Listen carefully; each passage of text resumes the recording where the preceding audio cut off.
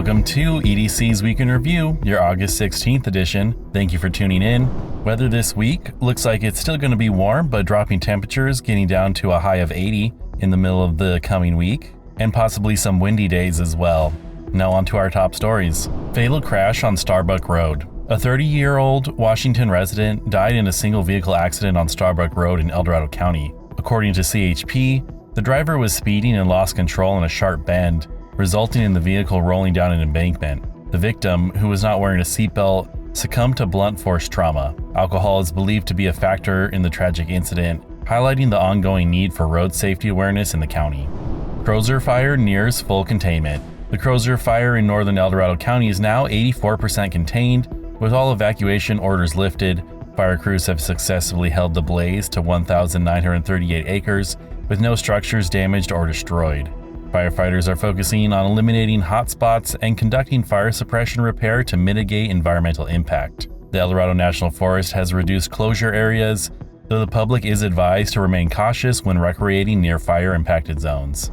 Search and rescue team saves injured hiker. Alvarado County Search and Rescue and Echo One successfully rescued an injured hiker from Lake Aloha at an elevation of over 8,000 feet. EDSO praised the search and rescue volunteers for their selfless dedication to the community's safety. Residents interested in supporting or learning more about the county search and rescue team can visit edsar.org. Senator Marie Alvarado-Gil flips.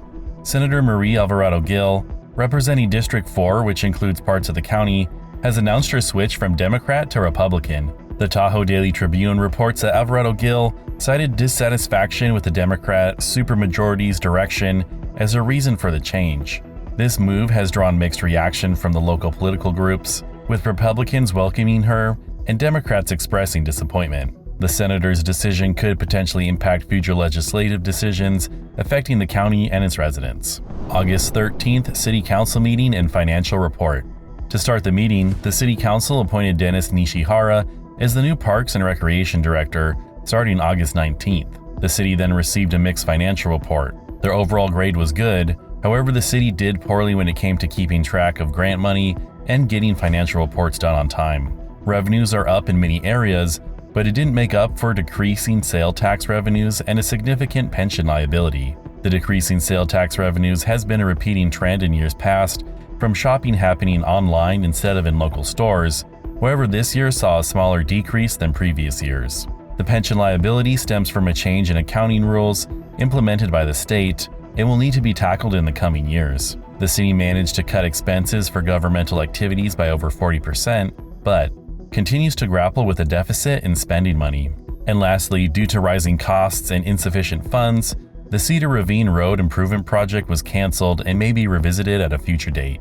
Vacancy tax measure language amended after legal challenge. Former South Lake Tahoe Mayor Tom Davis challenged language in Measure N's voter information materials, leading to a court-ordered amendment. The revised statement now includes necessary administrative costs in describing how funds can be spent. Proponents of Measure N argue that tax will provide over $19 million annually for housing, road repair, and transit. If passed in November, the measure would impose a tax on homes vacant for most of the year, starting at $3,000 and increasing to $6,000 in subsequent years. Broadway construction progress amid night closures. Construction on Broadway sidewalks and maintenance projects continues, with crews forming new curbs and gutters on the south side. Night work for sewer line installation is causing closure of the Highway 50 eastbound off-ramp at Broadway and Mosquito Road. The city of Placerville reports that businesses near the project site will remain accessible throughout the construction. Traffic control measures are in place, but minor delays may occur as work progresses. And now for some news nuggets. AARP Tax Aid is seeking volunteers for the upcoming tax season to assist seniors and low to moderate income residents in the county, with training provided in November and January. North Star and Heavenly Mountain Resorts will open on November 22nd, 2024, while Kirkwood Ski Resort will open on December 6, 2024 for the 2024-25 ski season. County health officials are urging residents to take precaution as wildfire smoke impacts air quality, advising limited outdoor activities and use of online tools to monitor conditions. A 6-inch line break off Salmon Falls Road has resulted in a boil water notice for 71 EID customers in the Monte Vista service area. The Alvarado County Sheriff's Office is offering a free 11-week Citizens Academy starting September 25th, open to adults 18 and older. The Alvarado County Library System is implementing a new catalog system going live on August 19th, with patrons advised to save their checkout histories before the transition and to have their library cards with them. The Relief for Energy Assistance through Community Help (REACH) program has expanded, and more residents may qualify for assistance with past due PG&E bills at the PG&E website. Now onto our closing stories. Youth Development Program ignites passion. Alvarado County's 4-H program has open enrollment for youth ages 5 to 18, inviting them to discover their sparks through various projects and leadership opportunities. The Georgetown Gazette reports that the county's 4-H has over 400 youth members and nearly 100 adult volunteers engaged in diverse learning experiences. An enrollment night event is scheduled for August 17th at the University of California Cooperative Extension offices in Placerville, offering assistance with the enrollment process. The program provides valuable personal development opportunities for the county's youth, fostering skills and passions that can benefit the community for years to come.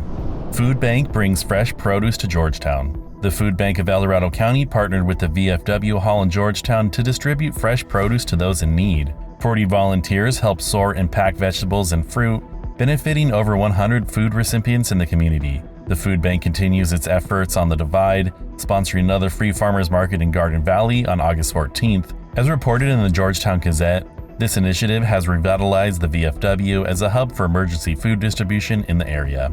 This has been EDC's Week in Review, your August 16th edition. Thank you for tuning in, and as always, if you enjoy our content, please like, subscribe, and share with a friend.